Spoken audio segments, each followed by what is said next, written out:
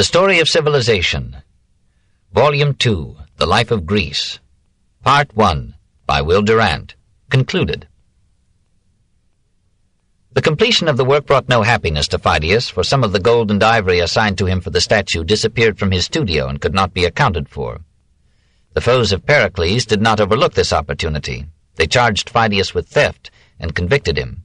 But the people of Olympia interceded for him and paid his bail of 40 talents on condition that he come to Olympia and make a chryselephantine statue for the temple of Zeus. They were glad to trust him with more ivory and gold. A special workshop was built for him and his assistants near the temple precincts, and his brother Parthenon was commissioned to decorate the throne of the statue and the walls of the temple with paintings. Pheidias was enamored of size and made his seated Zeus 60 feet high, so that when it was placed within the temple, critics complained that the god would break through the roof if he should take it into his head to stand up. On the dark brows and ambrosial locks of the thunderer, Pheidias placed a crown of gold in the form of olive branches and leaves. In the right hand he set a small statue of Victory, also in ivory and gold. In the left hand a scepter inlaid with precious stones. On the body a golden robe engraved with flowers, on the feet sandals of solid gold. The throne was of gold, ebony, and ivory. At its base were smaller statues of Victory, Apollo, Artemis, Niobe, and Theban lads kidnapped by the Sphinx. The final result was so impressive that legend grew around it.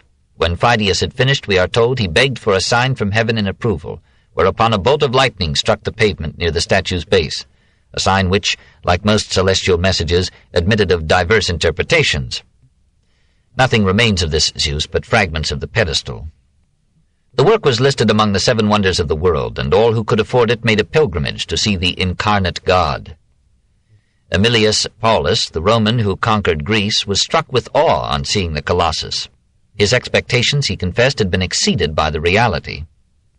Dio Chrysostom called it the most beautiful image on earth, and added, as Beethoven was to say of Beethoven's music, "If one who is heavy-laden in mind, who has drained the cup of misfortune and sorrow in life, and whom sweet sleep visits no more, were to stand before this image, he would forget all the griefs and troubles that befall the life of man." The beauty of the statue, said Quintilian, even made some addition to the received religion. The majesty of the work was equal to the god. Of Pheidias's last years there is no unchallenged account. One story pictures him as returning to Athens and dying in jail. Another lets him stay in Elis, only to have Elis put him to death in 432. There's not much to choose between these denouements. His pupils carried on his work and attested his success as a teacher by almost equaling him. Agoracritus, his favorite, carved a famous Nemesis. Alcamenes made an Aphrodite of the Gardens, which Lucian ranked with the highest masterpieces of statuary. The school of Pheidias came to an end with the 5th century, but it left Greek sculpture considerably further advanced than it had found it. Through Pheidias and his followers, the art had neared perfection at the very moment when the Peloponnesian War began the ruin of Athens. Technique had been mastered, anatomy was understood, life and movement and grace had been poured into bronze and stone. But the characteristic achievement of Pheidias was the attainment and definitive expression of the classic style, the grand style of Winckelmann. Strength reconciled with beauty, feeling with restraint, motion with repose, flesh and bone with mind and soul. Here, after 5 centuries of effort, the feigned serenity so imaginatively ascribed to the Greeks was at last conceived, and the passionate and turbulent Athenians, contemplating the figures of Pheidias, might see how nearly, if only in creative sculpture, men for a moment had been like gods. 4. The Builders. 1. The progress of architecture. During the 5th century, the Doric order consolidated its conquest of Greece. Among all the Greek temples built in this prosperous age, only a few Ionic shrines survive, chiefly the Erechtheion and the temple of Nike Apteros on the Acropolis. Attica remained faithful to Doric, yielding to the Ionic order only so far as to use it for the inner columns of the Propylaea, and to place a frieze around the Theseum and the Parthenon. Perhaps a tendency to make the Doric column longer and slenderer reveals a further influence of the Ionic style. In Asia Minor, the Greeks imbibed the Oriental love of delicate ornament and expressed it in the complex elaboration of the Ionic entablature and the creation of a new and more ornate order, the Corinthian. About 430, as Vitruvius tells the tale, an Ionian sculptor, Callimachus, was struck by the sight of a basket of votive offerings covered with a tile which a nurse had left upon the tomb of her mistress. A wild acanthus had grown around the basket and the tile, and the sculptor, pleased with the natural form so suggested, modified the Ionic capitals of a temple that he was building at Corinth by mingling acanthus leaves with the volutes. Probably the story is a myth, and the nurse's basket had less influence than the palm and papyrus capitals of Egypt in generating the Corinthian style. The new order made little headway in classic Greece. Ictinus used it for one isolated column in the court of an Ionic temple at Pheidias, and towards the end of the 4th century it was used for the choragic monument of Lysicrates. Only under the elegant Romans of the Empire did this delicate style reach its full development. All the Greek world was building temples in this period. Cities almost bankrupted themselves in rivalry to have the fairest statuary and the largest shrines. To her massive 6th century edifices at Samos and Ephesus, Ionia added new Ionic temples at Magnesia, Teos, and Priene. At Assus, in the Troad, Greek colonists raised an almost archaic Doric fane to Athena. At the other end of Hellas, Crotona built about 480 a vast Doric home for Hera. It survived till 1600, when a bishop thought he could make better use of its stones. To the 5th century belong the greatest of the temples at Poseidonia, Paestum, Segesta, Selinus, and Acragas, and the temple of Asclepius at Epidaurus. At Syracuse, the columns still stand of a temple raised to Athena by Gelon I, and partly preserved by its transformation into a Christian church. At Bassae, near Pheidias, in the Peloponnesus, Ictinus designed a temple of Apollo strangely different from his other masterpieces, the Parthenon. Here the Doric periptery enclosed a space occupied by a small naos and a large open court surrounded by an Ionic colonnade. And around the interior of this court, along the inner face of the Ionic columns, ran a frieze almost as graceful as the Parthenon's, and having the added virtue of being visible. At Olympia, the Elean architect Libon, a generation before the Parthenon, raised a rival to it in a Doric shrine to Zeus. 6 columns stood at each end, 13 on either side, perhaps too stout for beauty and unfortunate in their material, a coarse limestone coated with stucco. The roof, however, was of pentelic tiles. Paeonius and Alcamenes, Pausanias tells us, carved for the pediments powerful figures portraying on the eastern gable the chariot race between Pelops and Oenomaus, and on the western gable the struggle of Lapiths and Centaurs. The Lapiths, in Greek legend, were a mountain tribe of Thessaly. When Pirithous, their king, married Hippodamia, daughter of King Oenomaus of Pisa in Elis, he invited the Centaurs to the wedding feast. The Centaurs dwelt in the mountains about Pelion. Greek art represented them as half man and half horse, possibly to suggest their untamed woodland nature, or because the Centaurs were such excellent horsemen that each man and his mount seemed to be one animal. At the feast these horsemen got drunk, and tried to carry off the Lapith women. The Lapiths fought bravely for their ladies and won. Greek art never tired of this story, and perhaps used it to symbolize the clearing of the wilderness from wild beasts, and the struggle between the human and the bestial in man.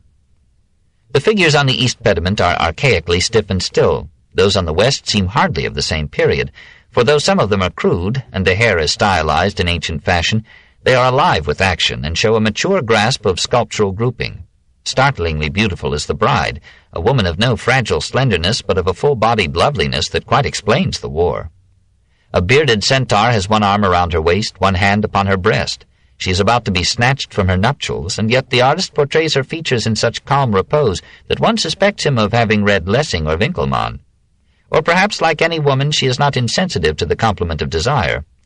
Less ambitious and massive, but more delicately finished, are the extant metopes of the temple, recounting certain labors of Heracles. One, wherein Heracles holds up the world for Atlas, stands out as a work of complete mastery. Heracles here is no abnormal giant, rock-ribbed with musculature, but simply a man of full and harmonious development. Before him is Atlas, whose head would adorn the shoulders of Plato. At the left is one of Atlas's daughters, perfect in the natural beauty of healthy womanhood. Perhaps the artist had some symbolism in mind when he showed her gently helping the strong man to bear the weight of the world. The specialist finds some faults of execution and detail in these half-ruined metopes, but to an amateur observer the bride and Heracles and the daughter of Atlas are as near to perfection as anything in the history of sculptural relief. 2. The reconstruction of Athens. Attica leads all Greece in the abundance and excellence of its 5th century building. Here the Doric style, which tends elsewhere to a bulging corpulence, takes on Ionian grace and elegance. Color is added to line, ornament to symmetry. On a dangerous headland at Sunium, those who risk the sea raise to Poseidon a shrine of which 11 columns stand. At Eleusis, Ictinus designed a spacious temple to Demeter, and under Pericles' persuasion, Athens contributed funds to make this edifice worthy of the Eleusinian festival.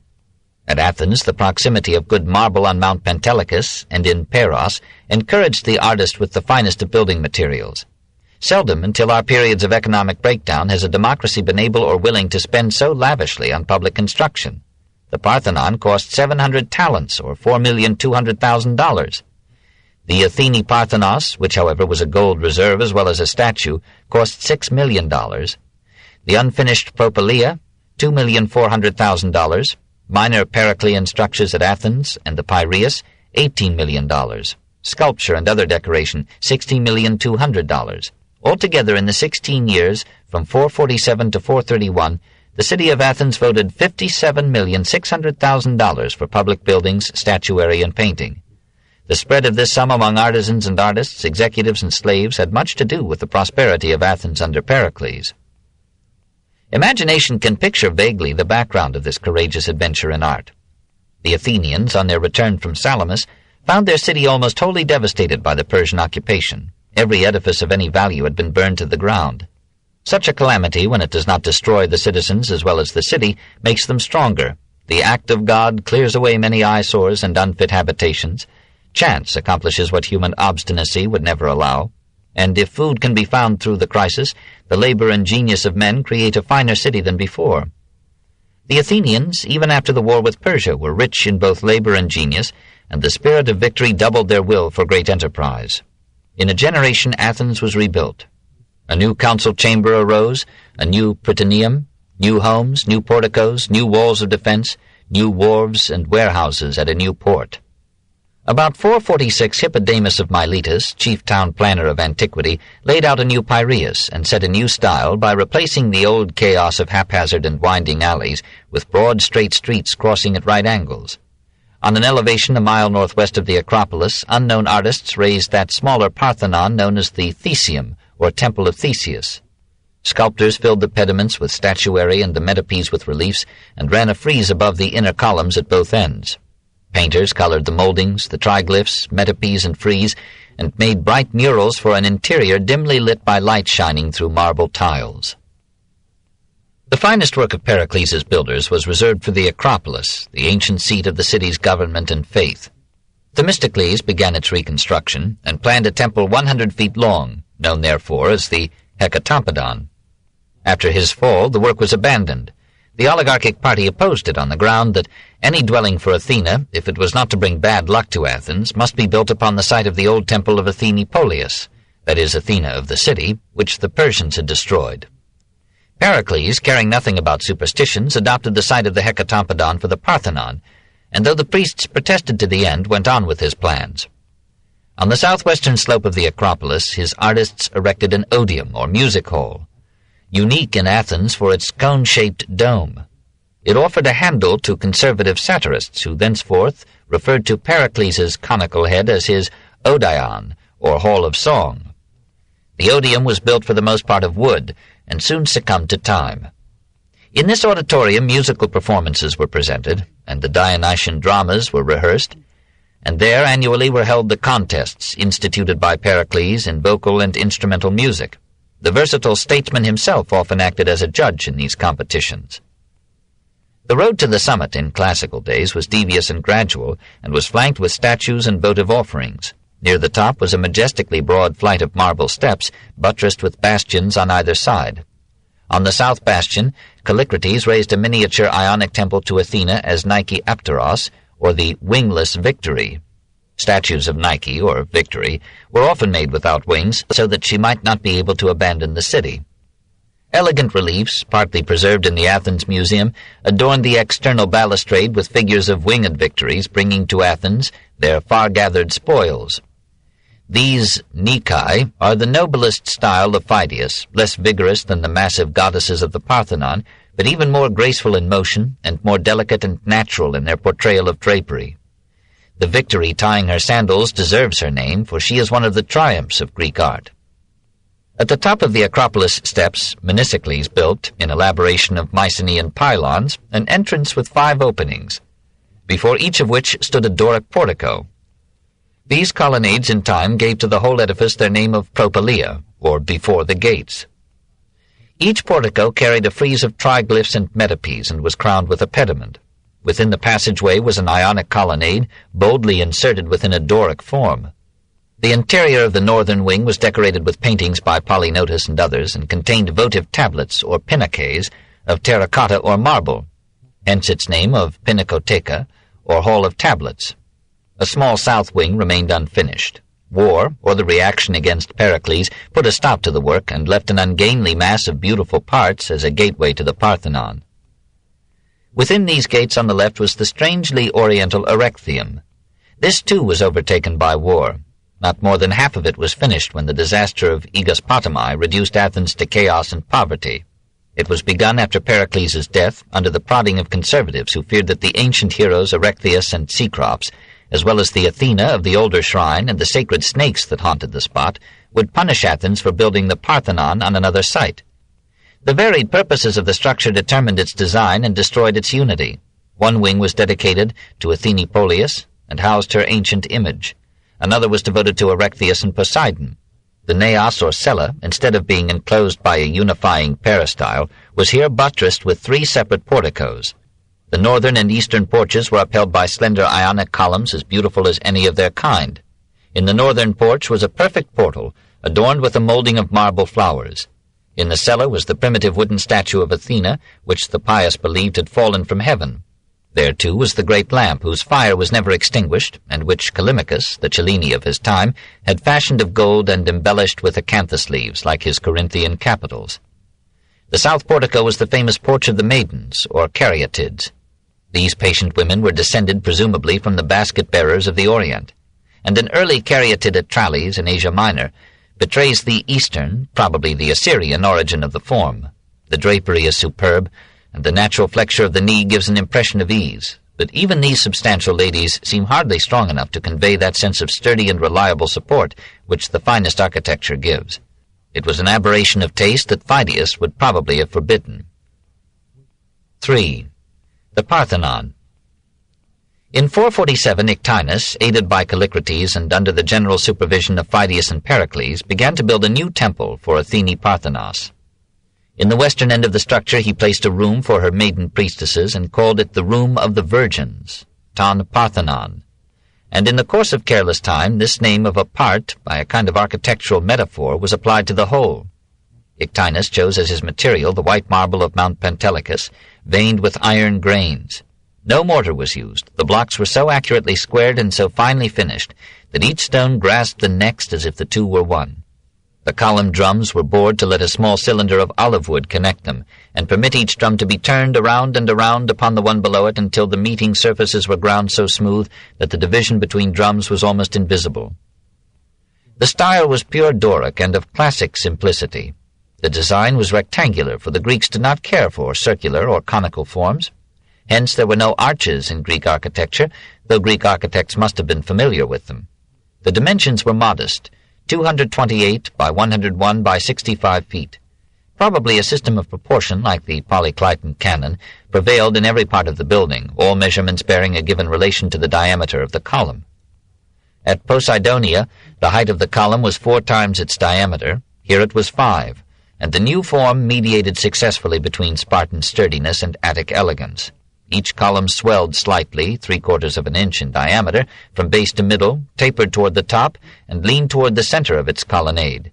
Each corner column was a trifle thicker than the rest. Every horizontal line of stylobate and entablature was curved upward towards its center, so that the eye placed at one end of any supposedly level line could not see the farther half of the line. The metopes were not quite square, but were designed to appear square from below. All these curvatures were subtle corrections for optical illusions that would otherwise have made stylobate lines seem to sink in the center, columns to diminish upward from the base, and corner columns to be thinner and outwardly inclined. Such adjustments required considerable knowledge of mathematics and optics, and constituted but one of those mechanical features that made the temple a perfect union of science and art. In the Parthenon, as in current physics, every straight line was a curve, and as in a painting, every part was drawn toward the center in subtle composition. The result was a certain flexibility and grace that seemed to give life and freedom to the stones. Above the plain architrave ran an alternating series of triglyphs and metopes. In the 92 metopes were high reliefs, recounting once more the struggle of civilization against savagery in the wars of Greeks and Trojans, Greeks and Amazons, Lapiths and centaurs, giants and gods. These slabs are clearly the work of many hands and unequal skills. They do not match in excellence the reliefs of the Sella frieze, though some of the centaur heads are Rembrandts in stone. In the gable pediments were statuary groups carved in the round and in heroic size. In the east pediment over the entrance, the spectator was allowed to see the birth of Athena from the head of Zeus. Here was a powerful recumbent Theseus, a giant capable of philosophical meditation and civilized repose, and a fine figure of Iris, the female Hermes, with drapery clinging and yet blown by the wind. For Pheidias considers it an ill wind that does not disturb some robe. Here also was a majestic Hebe, the goddess of youth, who filled the cups of the Olympians with nectar. And here were 3 imposing Fates. In the left corner, 4 horses' heads, eyes flashing, nostrils snorting, mouths foaming with speed, announced the rising of the sun, while in the right corner the moon drove her chariot to her setting. These 8 are the finest horses in sculptural history. In the west pediment, Athena contested with Poseidon the lordship of Attica. Here again were horses, as if to redeem the forked absurdity of man, and reclining figures that represented with unrealistic magnificence Athens's modest streams. Perhaps the male figures are too muscular and the female too spacious, but seldom has statuary been grouped so naturally or so skillfully adjusted to the narrowing spaces of a pediment. All other statues, said Canova with some hyperbole, are of stone. These are of flesh and blood. More attractive, however, are the men and women of the frieze. For 525 feet along the top of the outer wall of the cella within the portico ran this most famous of all reliefs. Here, presumably, the youths and maids of Attica are bearing homage and gifts to Athena on the festival day of the Pan-Athenaic Games. One part of the procession moves along the west and north sides, another along the south side, to meet on the east front before the goddess, who proudly offers to Zeus and other Olympians the hospitality of her city and a share of her spoils. Handsome knights move in graceful dignity on still handsomer steeds. Chariots support dignitaries, while simple folk are happy to join in on foot. Pretty girls and quiet old men carry olive branches and trays of cakes. Attendants bear on their shoulders jugs of sacred wine. Stately women convey to the goddess the peplos that they have woven and embroidered for her in long anticipation of this holy day. Sacrificial victims move with bovine patience or angry prescience to their fate. Maidens of high degree bring utensils of ritual and sacrifice, and musicians play on their flutes deathless ditties of no tone. Seldom have animals or men been honored with such painstaking art. With but 2 1/4 inches of relief, the sculptors were able, by shading and modeling, to achieve such an illusion of depth that one horse or horseman seems to be beyond another, though the nearest is raised no farther from the background than the rest. Perhaps it was a mistake to place this extraordinary relief so high that men could not comfortably contemplate it or exhaust its excellence. Pheidias excused himself, doubtless with a twinkle in his eye, on the ground that the gods could see it, but the gods were dying while he carved. Beneath the seated deities of the frieze was the entrance to the inner temple. The interior was relatively small. Much of the space was taken up by 2 double-story Doric colonnades that supported the roof, and divided the naos into a nave and 2 aisles. While in the western end Athene Parthenos blinded her worshippers with the gold of her raiment, or frightened them with her spear and shield and snakes. Behind her was the room of the virgins, adorned with 4 columns in the Ionic style. The marble tiles of the roof were sufficiently translucent to let some light into the nave, and yet opaque enough to keep out the heat. Moreover, piety, like love, deprecates the sun. The cornices were decorated with careful detail, surmounted with terracotta acroteria, and armed with gargoyles to carry off the rain. Many parts of the temple were painted, not in subdued colors, but in bright tints of yellow, blue, and red. The marble was washed with the stain of saffron and milk. The triglyphs and parts of the molding were blue. The frieze had a blue background. The metopes are red, and every figure in them was colored. A people accustomed to a Mediterranean sky can bear and relish brighter hues than those that suit the clouded atmosphere of northern Europe. Today, shorn of its colors, the Parthenon is most beautiful at night, when through every columned space come changing vistas of sky, or the ever-worshipful moon, or the lights of the sleeping city mingling with the stars. The Parthenon, like the Erechtheion and the Theseum, was preserved through its use as a Christian church. It needed no great change of name, being in each case dedicated to the Virgin. After the Turkish occupation in 1456, it was transformed into a mosque and acquired a minaret. In 1687, when the Venetians besieged Athens, the Turks used the temple to store each day's supply of powder for their artillery. The Venetian commander, so informed, ordered his gunners to fire upon the Parthenon.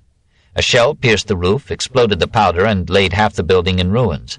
After capturing the city, Morosini tried to take the pediment statuary, but his workmen dropped and smashed the figures in lowering them. In 1800, Lord Elgin, British ambassador to Turkey, secured permission to remove a part of the sculptures to the British Museum on the ground that they would be safer there than at Athens against weather and wear. His spoils included 12 statues, 15 metopes, and 56 slabs of the frieze. The museum's expert on sculpture advised against buying this material. It was only after 10 years of negotiations that the museum agreed to pay $175,000 for them, which was less than half what Lord Elgin had spent in securing and transporting them. A few years later, during the Greek War of Independence, 1821 to 1830, the Acropolis was twice bombarded, and much of the Erechtheion was destroyed. Some metopes of the Parthenon are still in place. A few slabs of the frieze are in the Athens Museum, and a few others in the Louvre. The citizens of Nashville, Tennessee, have built a replica of the Parthenon in the same dimensions as the original, with like materials, and, so far as our knowledge goes, with the same decorations and coloring. The Metropolitan Museum of Art contains a small, hypothetical reproduction of the interior. Greek art was the greatest of Greek products, for though its masterpieces have yielded one by one to the veracity of time, their form and spirit still survive sufficiently to be a guide and stimulus to many arts, many generations, and many lands. There were faults here, as in all that men do. The sculpture was too physical and rarely reached the soul. It moves us more often to admire its perfection than to feel its life. The architecture was narrowly limited in form and style, and clung across 1,000 years to the simple rectangle of the Mycenaean megaron. It achieved almost nothing in secular fields. It attempted only the easier problems of construction, and avoided difficult tasks like the arch and the vault, which might have given it greater scope. It held up its roofs with the clumsy expedient of internal and superimposed colonnades. It crowded the interior of its temples with statues whose size was out of proportion to the edifice, and whose ornamentation lacked the simplicity and restraint that we expect of the classic style. But no faults can outweigh the fact that Greek art created the classic style. The essence of that style, if the theme of this chapter may be restated in closing, is order and form. Moderation in design, expression and decoration, proportion in the parts and unity in the whole, the supremacy of reason without the extinction of feeling, a quiet perfection that is content with simplicity, and a sublimity that owes nothing to size. No other style but the Gothic has had so much influence. Indeed, Greek statuary is still the ideal, and until yesterday the Greek column dominated architecture to the discouragement of more congenial forms. It is good that we are freeing ourselves from the Greeks. Even perfection becomes oppressive when it will not change. But long after our liberation is complete, we shall find instruction and stimulus in that art which was the life of reason in form, and in that classical style which was the most characteristic gift of Greece to mankind. This concludes the reading of The Story of Civilization, Volume 2, The Life of Greece, Part 1, by Will Durant. This book was read by Alexander Adams. Additional titles by Will Durant in the Books on Tape library include Our Oriental Heritage and Caesar and Christ. For additional information about them or for help with topics of related interest, please call our customer service department or check our catalog index to find review material.